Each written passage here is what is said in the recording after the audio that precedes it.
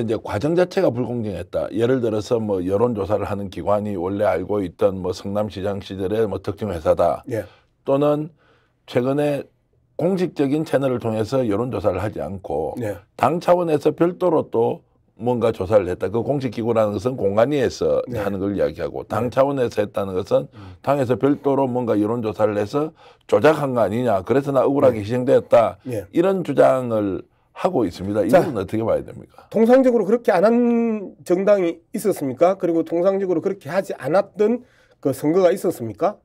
그 말이 안 되는 소리죠. 수없이 많은 그 여론조사가 돕니다. 상록갑에서도 이 지난주에만 3번의 여론조사가 돌았어요. 그러면 우리는 이제 3번의 여론조사가 들어오면 여론조사가 들어왔다고 지지자들 계속해서 문자를 보내요. 그리고 뭐 양문석 그 후보님 지지했습니다라고 이야기를 하거나 그 다음에 이상한 그 이 용해인 이름이 나오던데요. 이건 어떻게 됐나요? 이제 이런 막 그 이 문자들이 오거든요. 그럼 저희들이 이렇게 저렇게 그 추적을 해요. 근데 추적에 대해서 누구도 답을 해줄 수 없는 입장이고 누구도 답을 하지 않아요. 그리고 여론조사 기관에 전화를 해도 안 받거나 그 이야기를 하면 바로 전화를 끊어요.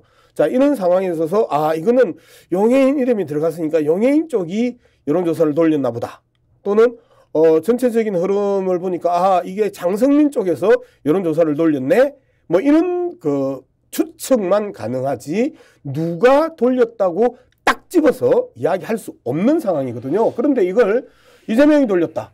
이재명이 이 10년 전에 함께했던 여론조사 회사가 돌렸다. 그래서 이재명이 돌렸다. 이런 말도 안 되는 추측들로 공격하는 게 그동안에 아주 습관화되고 상습화되어 있는 거죠. 그렇게 해도 당에서 제대로 징계하지 않았기 때문에 그들이 마음껏 입을 여는 거죠.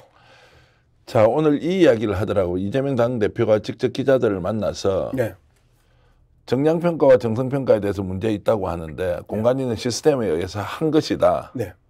그리고 정성평가, 아까 말씀하셨던 주관식 평가와 관련해서는 국회의원들이 직접 당내에 있는 국회의원 평가한 점수에 0점도 정말 많았다. 예. 국회의원들끼리 평가한 것을 어떻게 공관위에서 또는 당 지도부가 이렇다 저렇다 할 수가 있느냐 라면서 항변을 했더라고요. 예. 그 약간 수세적 국면에서 이재명 당대표가 이 정도의 상황이면 직접 설명하지 않고서는 오해가 정말 확산되겠다라고 해서 좀 차단하는 것 같은 느낌이 있었는데 네. 그런 이재명 당대표의 설명은 어떻게 보십니까? 저는 시의적절했다고 봐요. 단면평가, 국회의원 간의 단면평가 문제를 던졌을 때 과연 그들이 어떤 대답을 할까? 거기에 대한 질문만 똑 떼놓고 당신 탈당했는데 당신 10% 받았는데 20% 하유를 받았는데 국회의원 단면평가에서 당신에 대한 평가가 이렇게 나오는데 당신은 어떻게 생각하십니까? 그러면 그 국회의원들이 잘못했다고 할 거 아니에요. 그게 맞는 거잖아요. 단면평가 자신에게 빵점을 준 사람이면 나머지 국회의원들이 나를 잘못 평가하고 있고 나를 뭘 씌우려고 한다. 이런 식으로 이야기해야 되는 게 맞는 거죠. 그게 왜 이재명 탓이에요? 이재명 사당하다 뭐 이렇게 주장까지 하는데 그럼 도대체 이재명 사당한데 그럼 이재명 측근들 누가 지금 혜택 받고 누가 좋은 자리가 있고 누가 단수 공천 받았나요? 자, 그럼에도 불구하고 이제 보수 언론들이 나서서 이재명 당대표가 문제가 많다, 사당화되었다, 공천 과정의 갈등을 스스로 조장했고 리더십 보이지 않았다. 네. 이런데 네. 어저께 이제 놀라운 장면이 있습니다. 동작 어린데요. 네. 이수진 의원이 본인이 원래 이제 하위 20%에 들거나 뭐 이렇게 되는 상황들이 있었는데 일단 컷오프가 되자마자 네.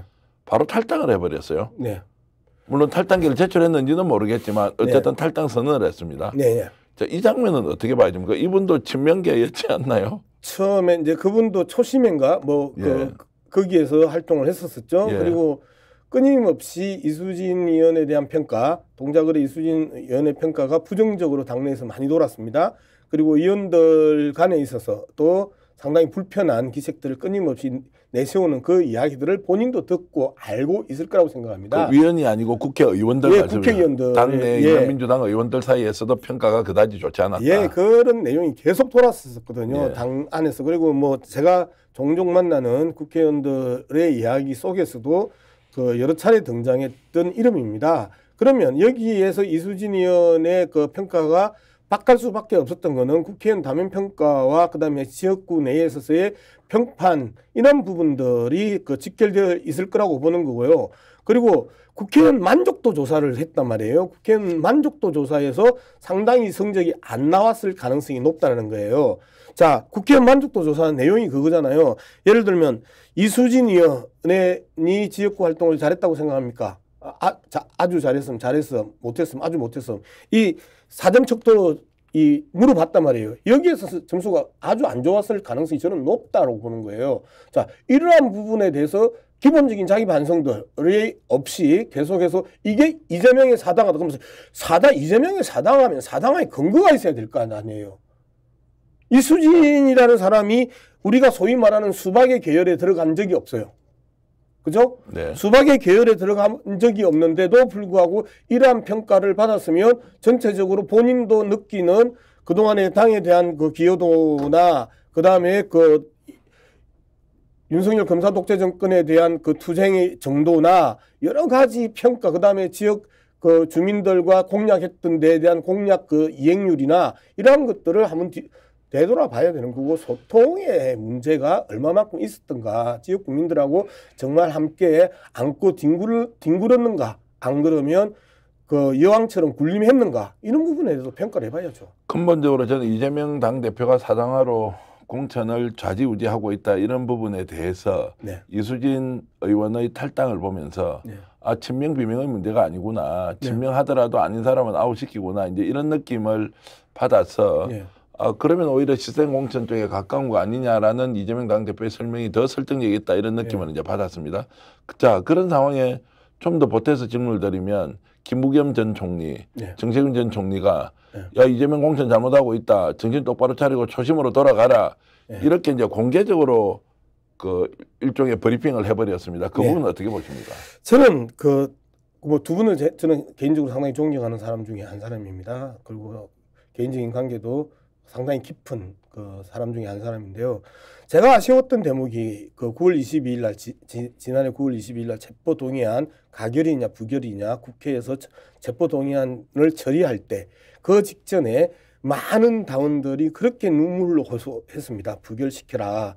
당대표를 검찰의 아가리에 넣는 건 아니다. 이제 이런 수많은 이야기들을 하고 그날 수천 명, 수만 명이 여의도에서 집회를 했습니다. 그 집회의 성격이 뭐죠?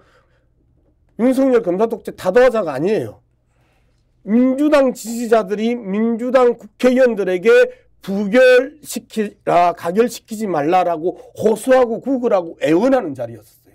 그러면서 그 수많은 사람들이 그 현장에서 눈물을 흘리면서 애원을 했고 그리고 가결되는 모습을 보면서 분노했던 그 장면들 기억 다 안 나실 겁니다. 그때 두 분은 뭐 하셨어요? 그때 두 분은 무슨 메시지를 내셨어요? 자, 두 번째, 이낙연 전 총리 탈당할 때, 탈당이 가셔야될 때 두 분은 어떤 메시지를 내셨어요? 원로면, 그리고 전직 총리들이면 정말 당이 힘겹고 어려운 상황이 닥쳤을 때 그 두 분이 그러한 역할을 하셨다면 9월 20일 날 체포동의안과 관련해가지고 두 분이 메시지를 내셨다면 그리고 탈당해서 분당하는 모습들에 대해서 두 분이 메시지를 제대로 내셨다면 이분의 이 메시지도 원로로서 정당하고 타당한 그리고 우려하는 목소리로 받아들일 가능성이 있습니다. 그런데 정말 위급할 때 침묵하시던 분들이 지금 와가지고 이런 메시지를 내는 게 타당하냐라는 부분입니다. 어쨌든 이런저런 정보들과 흐름들을 보면 정세균 전 총리나 김부겸 전 총리가 총선 때 뭐 선대위원장을 맡는다 어떤다 이제 이런 이야기들이 많이 나와요. 그리고 그러한 부분에 있어서 그 우리 당의 대중적 인지도와 지지도를 가지고 있는 두 분이 움직여주면 총선에 유리한 그림이 그려질 거라고 봐요. 그런데 지금 상황에 있어서 이런 그 공정 과정을 생전 처음 보는 것처럼 이제까지는 없었던 일을 쳐다보는 것처럼 이렇게 정색하고 이야기할 것은 아니지요. 스픽스가 말하는 언론입니다. 대세는 유튜브, 그중에서 스픽스. 좋아요, 댓글, 구독, 알림 설정. 여러분이 저희를 사랑해 주시고 우리가 여러분을 사랑하는 4가지 방법입니다.